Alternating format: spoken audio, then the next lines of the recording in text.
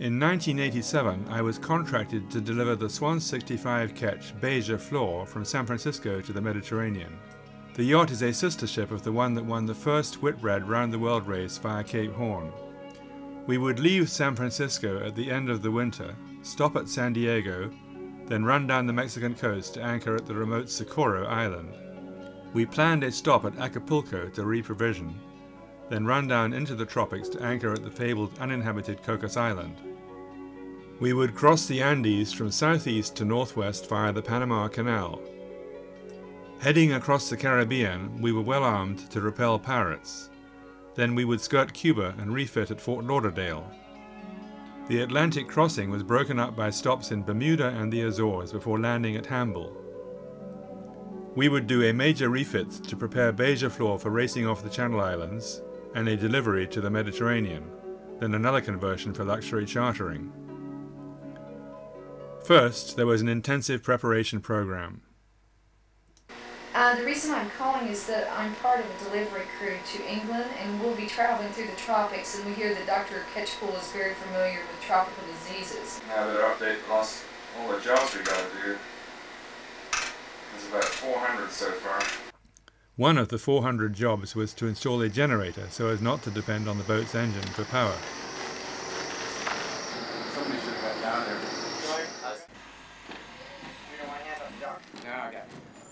We hauled out for an inspection and repaint. Tupperware so they'll keep from getting wet. Except for the steering strips.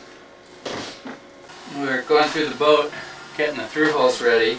On behalf of Beija Flor Limited, I christen thee Beija Flor. Hey! Flour will go back there also, but not yet. No. So those go down in there just so that we know that.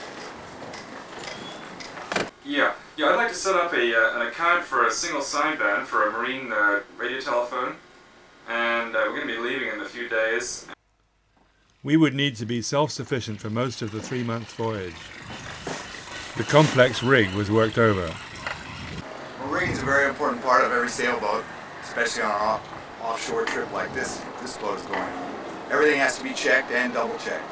Starting with all your line, everything has to be checked, chafe protected, so you don't wear through your line and break your line when you're out there on the ocean. Things like your turnbuckles,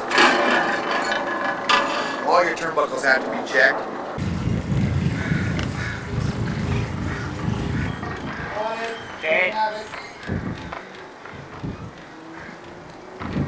All the sails were serviced and repaired.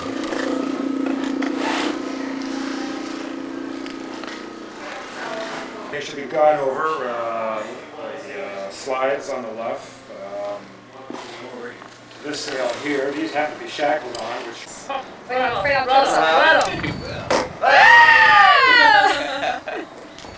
Good. Oh, look at the seagulls. To a pleasant, wonderful voyage to England. Cheers. Here is our crew for the 14,000-mile voyage. On the left, Gary, chief engineer from Hawaii, United States. Hunter, at 6'5", strongman of the crew from Australia. Bonnie from Florida, United States of America, in charge of medical and provisioning. Hamish, first mate from Canada, and Sally also from Australia. Cover. Lincoln Section, sweet northwest, wind is 7, speed 15 feet, 20 seconds, air temperature 57. Okay. Well, the weather we've been waiting for has finally arrived. We had a weak frontal system pass over us last night, giving us some rain and southerly winds, which would be right on our nose if we left yesterday.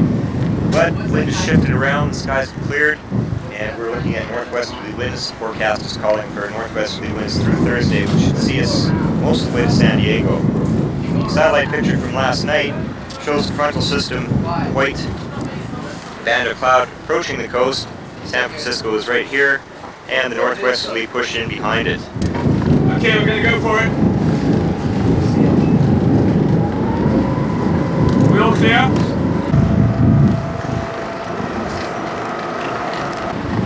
Are we ready, guys? Yeah. Yeah! Are you ready, Gary? Yeah. Ready for the next 20,000 miles? There are some other safety things I'd like to run through. Obviously the booms, keep your heads below boom level. Out at sea they can swing across unexpectedly at any time, especially in calm weather. If you get hit by one of these booms, it's probably very serious. It can be a fractured skull, so keep your head below. We've got a crash helmet on board for work on the foredeck if you want spinning controls. There are two other lifelines here, jack lines that go along the rail here. You can use either these two or this center line. Try and use the one on the weather side of the boat. We went under the Golden Gate Bridge and then offshore into the teeth of a force 9 gale.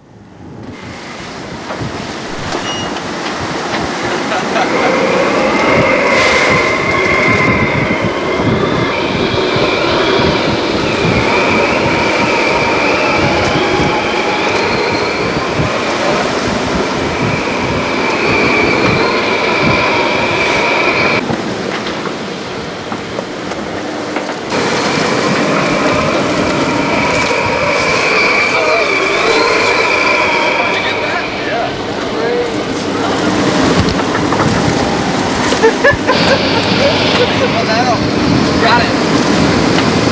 Clear the scuppers. Make sure the scuppers are clear. Fine.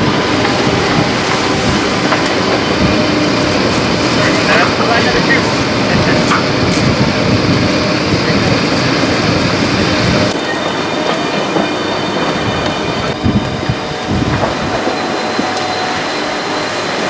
We had up to 42 just a minute ago.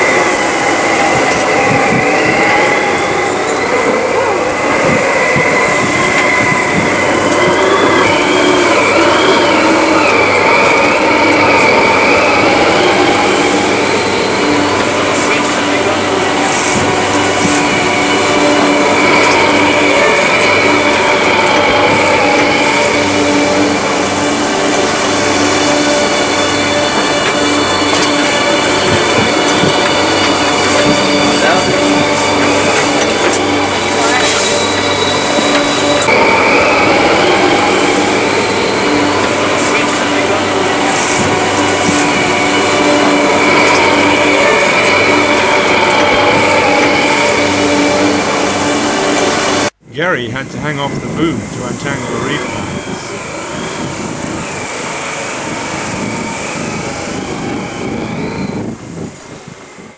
This ship's mast is 100 feet high and was often completely hidden by the waves.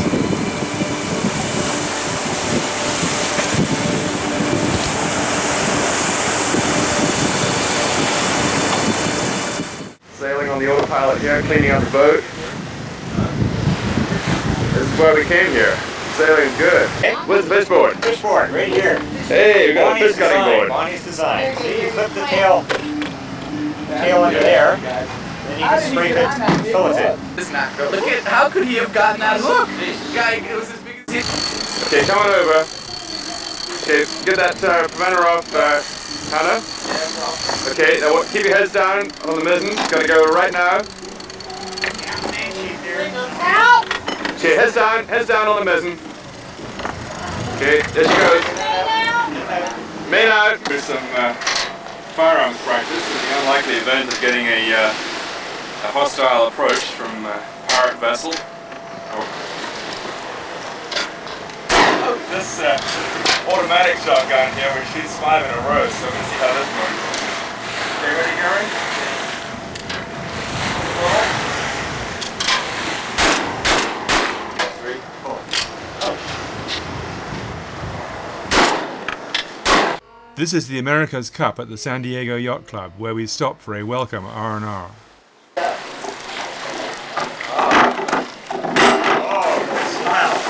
We then set sail under a full rig. Most of the time we sailed under autopilot. Going just great. We're doing 10, 12, 13 knots. sailing just as well as a reasonably tired helmsman. Doesn't eat any food, doesn't get drunk, doesn't get seasick. It's worth 3 extra people, really. Shrimp, salad, and pita. Yeah, Fresh right. vegetables. The life's not that bad out here, the wave. As we sail into Mexican waters, we drop the stars and stripes and raise the Mexican courtesy flag. We made all our fresh water with this desalinator. How was the night watch? My layers. Good. Lots of ships.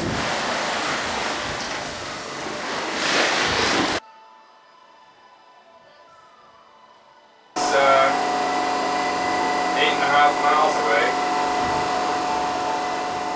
It's very loud. And now for some astronavigation. With the horizon, by rotating the dial, moving the index arm, bringing the sun down so that it just sits right on the horizon, and then shouting mark, and you got it lined up. 38 and 22 seconds. What was the reading? Okay, 63 degrees, 47 minutes. Let's do another one. Simplest way of working out your position is to use a calculator. You can use these almanacs and so on here, but it takes a lot longer. So we're going to use a calculator here. This is just a regular calculator with a navigation program in the back here. And all it does, it asks us for our assumed longitude and latitude, which we'll take here as our last reckoned position. We punch those in, and punch in our assumed latitude. And then it's asking us for the date and the time, which we'll get from when we took the shot. We'll note it down our time, which was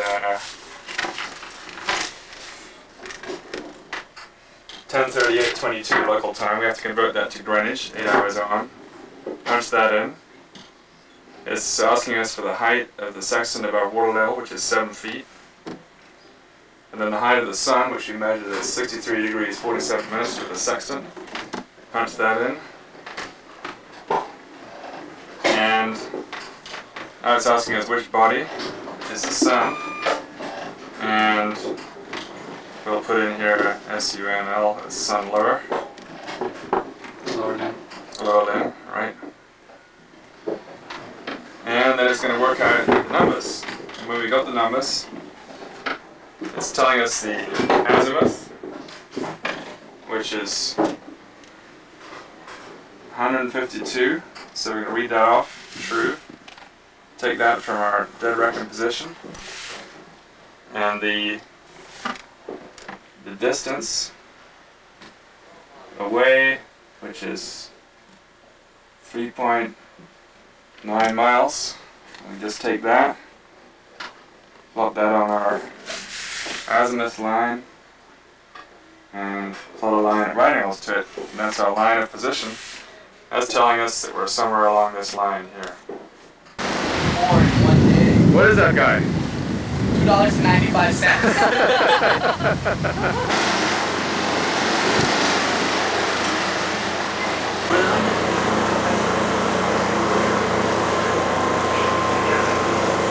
We planned to anchor at the uninhabited San Benedicto Island, but were amazed to find that our sat-nav position was in the middle of the island due to recent lava flows since it was charted. So what do you think of this anchorage here?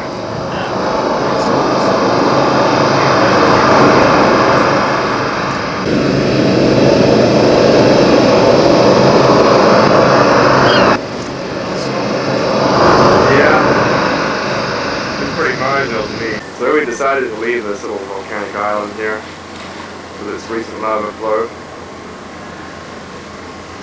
The 2 anchorages are just a little too exposed.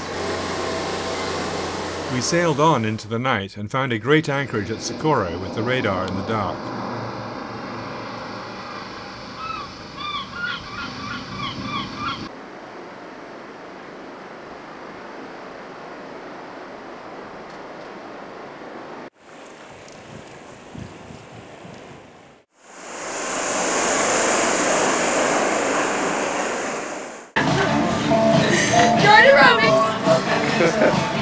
Gary's doing his own thing over there. One hand.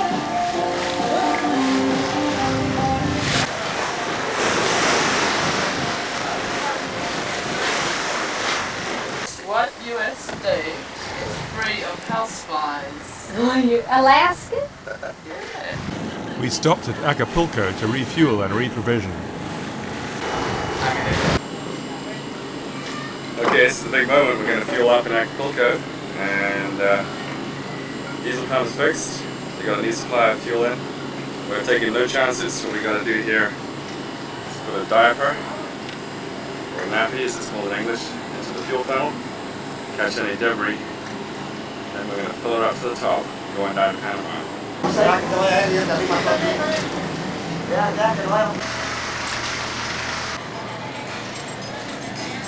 One tablespoon of Clorox bleach. I let my vegetables soak for about 10 minutes.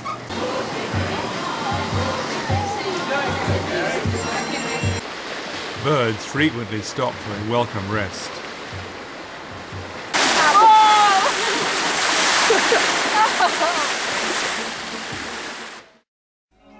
Then we were becalmed.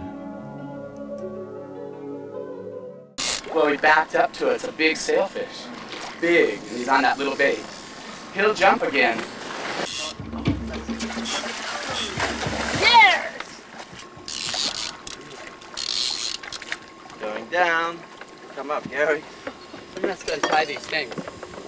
God, he's big. He must be 10 foot. Our problem yet, we have to try to get that hook out without getting hurt. And he's fine. That's it. Get up. No, wait. Go. Get that lure out, Gary. He is. He has to go down too. Lift up, Hunter. Oh, fuck. Gary needs gloves too.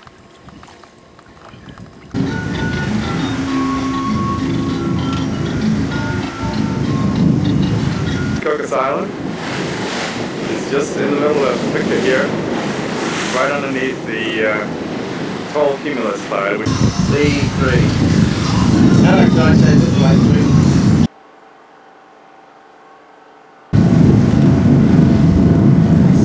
This Cocos, 15 miles off.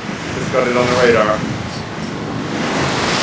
This is interesting. This is a squall 7 miles off, which we also picked up on the radar coming our way.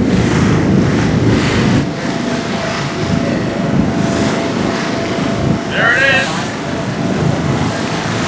Cocos Island! Oh my goodness!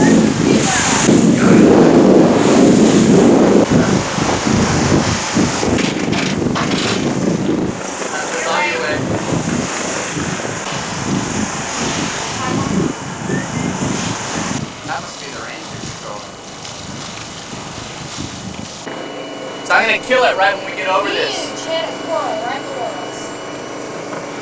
Oh, look at the fish too.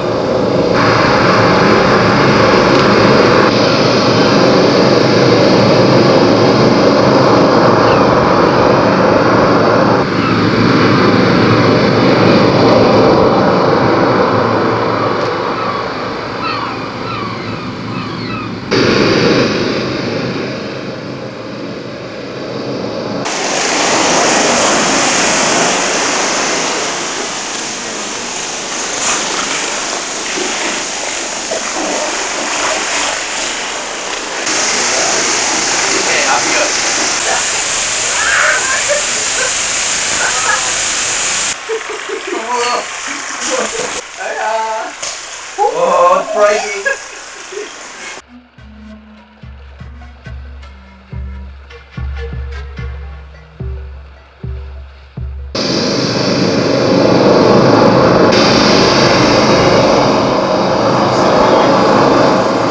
Oh, this is amazing.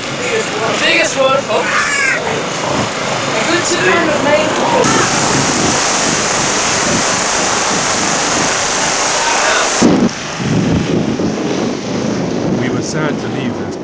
us, but we had to be on our way.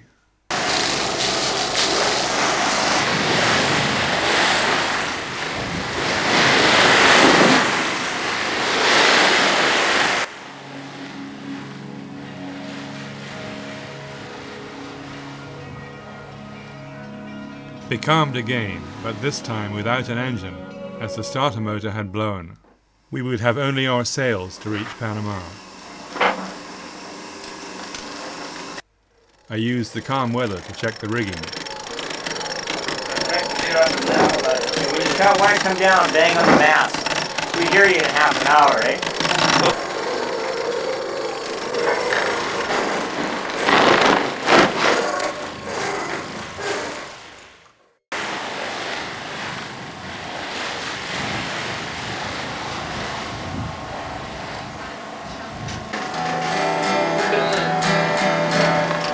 Maybe he's done it. I think it's too bad. I didn't know it. I don't know when Hey guys!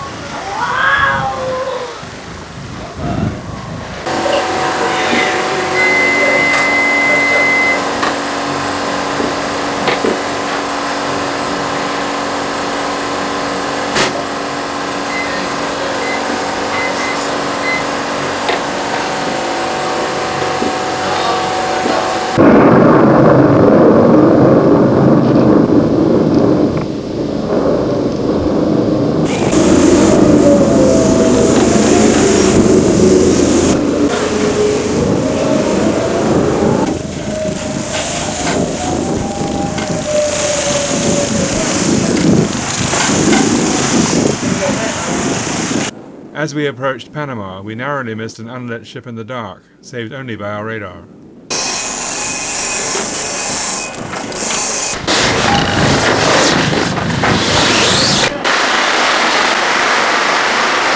I went ashore to get a temporary repair to the starter motor.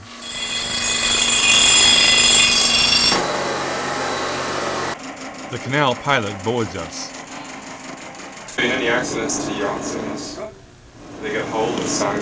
Well, the Ghost 2, that was the famous one. It happened in this chamber here. He pulled up alongside of a tugboat. And the tugboat was going to take him from chamber to chamber. Well, the guy that was captain of the boat, named Luttrell, he's died now, but he pulls away from the side, and all of a sudden this voluptuous young girl comes up in the wheelhouse and says, "Mind if I take a picture?" And he turns around, and he didn't know what to do, and next thing you know, the boat went crash and smashed the boat into the sidewall and sunk.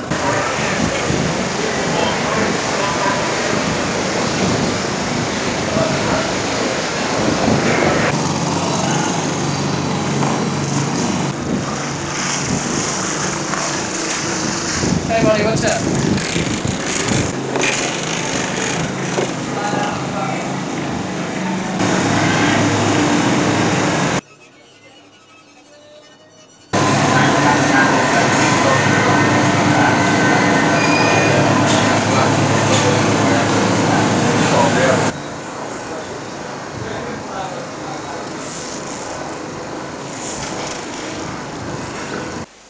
This is the Culebra Cut through the Andes.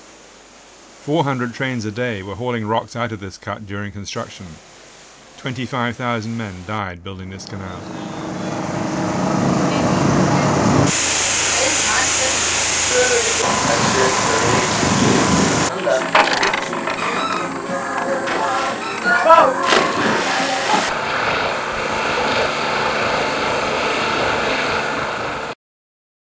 This is Gatun Lake, where I was able to do some windsurfing.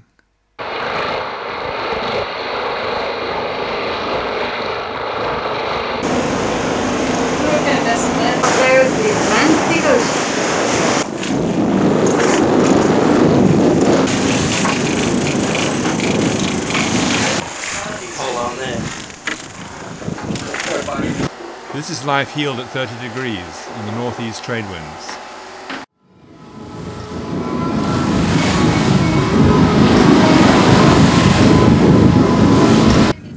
Sail repairs are a constant exercise on a long voyage. Off Cuba, we were approached by a US Coast Guard vessel whilst in international waters. and boarded for a search. They were not interested in our guns, and we assumed it was for drugs.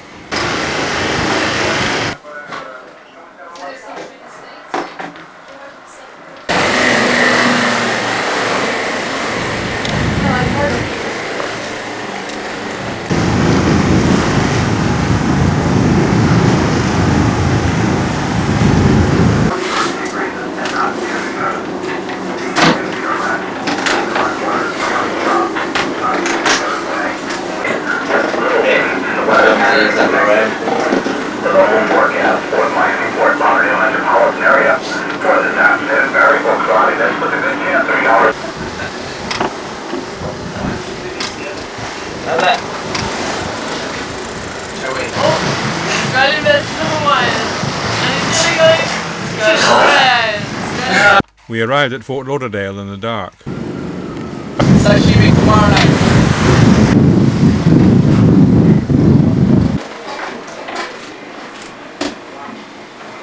What you got there, Hamish? Well, we're heading into our first possible storm situation of the trip, except for our opening days. Weather map here from earlier this morning shows a developing tropical depression just north of Costa Rica. Forecast for it is to move northwards towards Bermuda, which is a favorable storm track statistically. This time of year we're getting into the beginning of hurricane season, so there is a likelihood of it deepening further. Daylight time, new stationary. Speed latest, man, the hurricane center advisory.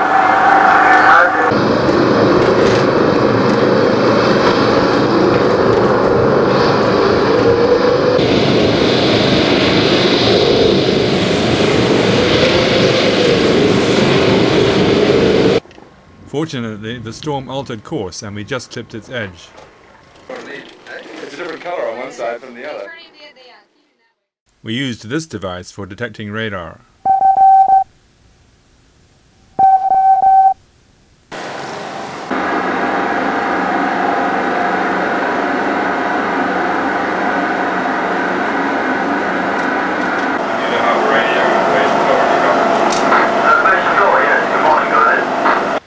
We landed at Bermuda Harbour at night. Bonnie went ashore for lunch on this lovely island steeped in history.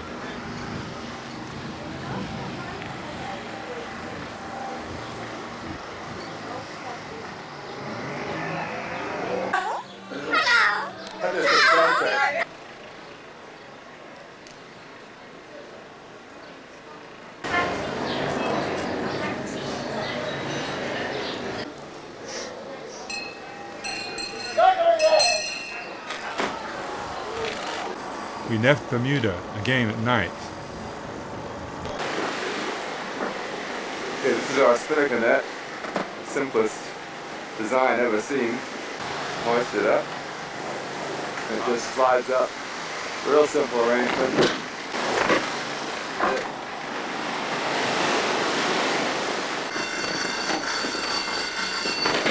We hoist the spinnaker stopped with rubber bands.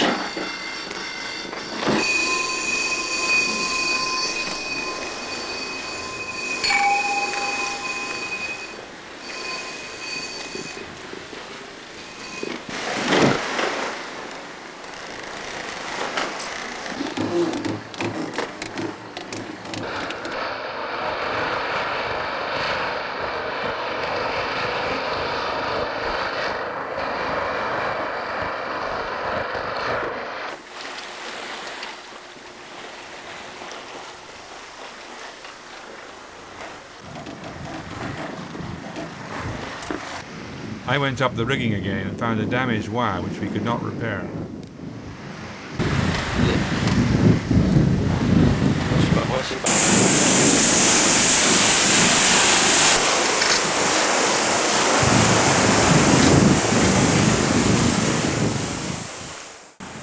Our mainsail ripped along the foot.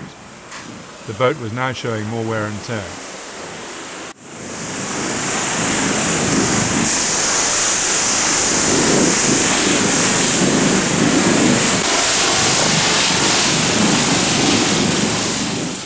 In stronger winds, we ran goose-winged to be more controllable.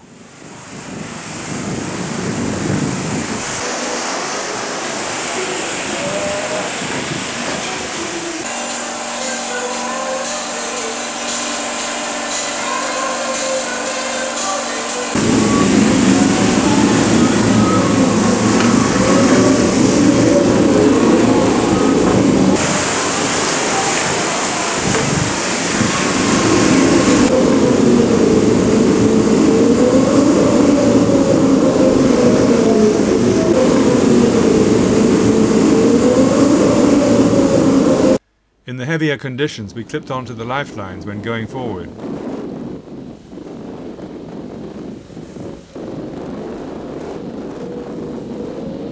Bonnie became an expert in cooking for the crew in all conditions.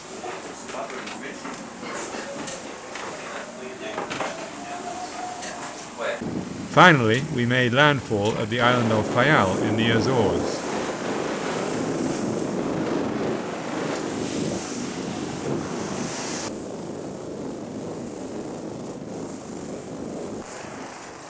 The Genoa is furled.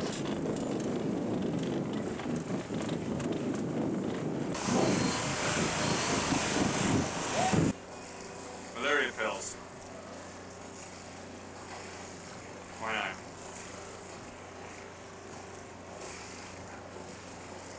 Yeah.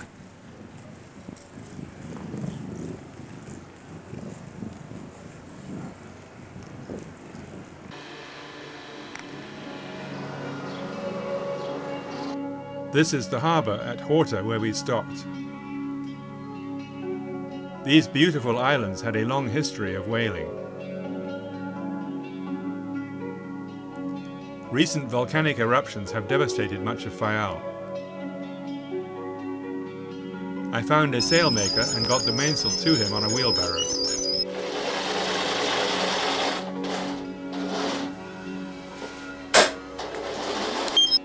There is an old tradition of making a painting for your yacht on the harbour wall. Ours was a swan and a hummingbird, called beija-flor in Portuguese.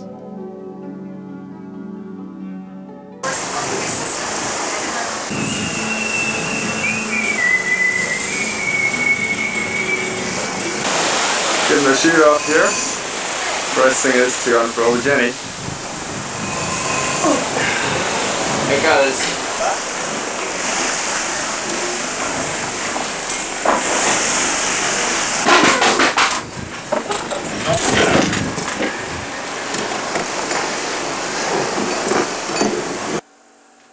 The final job is to repack the spinnaker with rubber bands at the top and wool ties at the bottom, ready for its next hoist.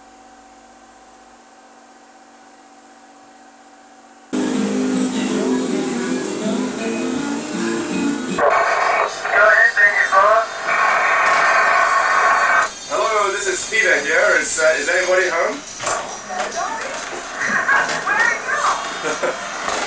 We're about 700 miles out. We'll be in about 4 days. Now we had to use up our remaining ammunition.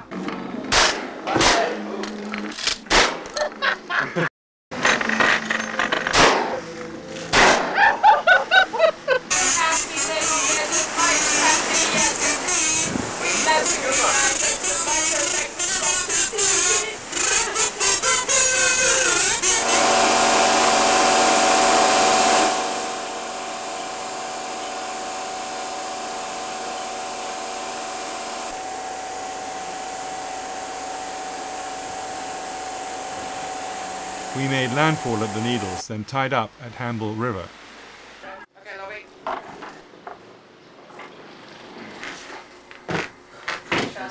The customs inspectors confiscated our guns.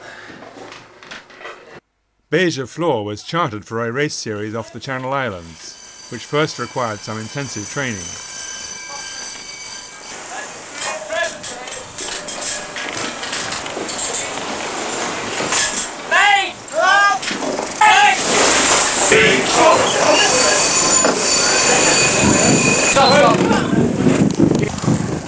It's over 9.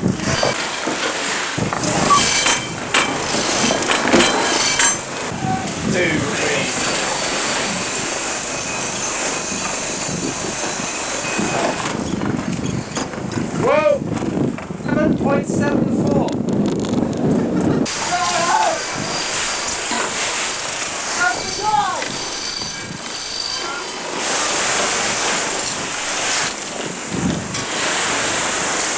Starting, heads, straight.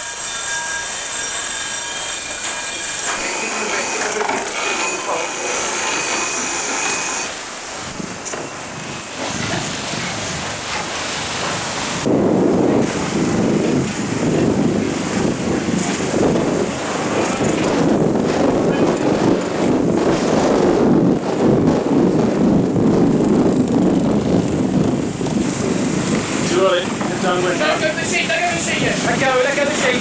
Keep the sheet down there! That's all up. We're just going to carry down tide if we don't tag. Okay, put him out. Let's go.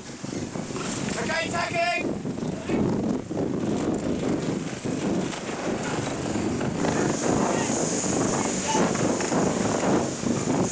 What's in that boy? Shoot, guys.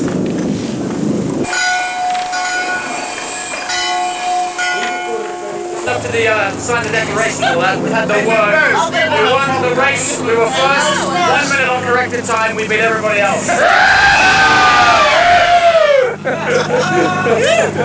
let's go to that beer tent. One. Number one.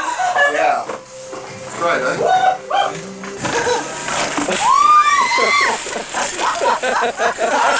Dry clothes. Very dry clothes there. Sing this song, doo-da, doo-da. Liza and boys sing this song, all doo-da day. Then we are on our way again south to the Mediterranean. Good.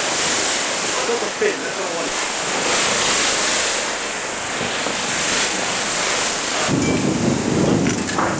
Look out, hard.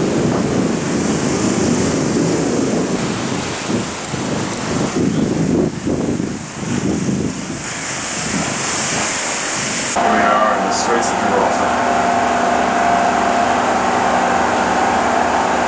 We're up on our port. We have to go on our starboard. Past the Rock of Gibraltar.